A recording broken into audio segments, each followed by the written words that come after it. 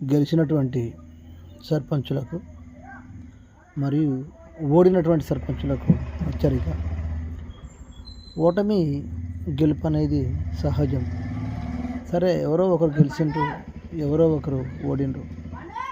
దయచేసి ఓడినటువంటి సర్పంచులు కూడా, ఓడినటువంటి కార్యకర్తలు కూడా గెలిచిన సర్పంచులకు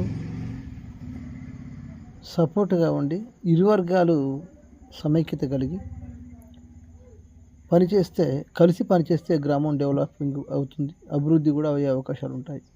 అందుకని దయచేసి గెలిచిన ఓడిన సర్పంచులు, బరిలో ఉన్నవారు ఎవరైనా మీ గ్రామం కనుక మనసులో ఏమీ లేకుండా ఒకరినొకరు అర్థం చేసుకొని, ఓటమి గెలుపు సహజం అనే విషయాన్ని మీరు ఆ విషయం అర్థం చేసుకొని కలిసి పనిచేయండి, గ్రామాలను డెవలప్ చేయండి.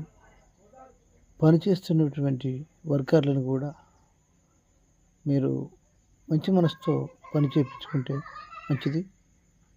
ఈ 5 సంవత్సరాల కాలం పాటు ఉంటారు మీరు.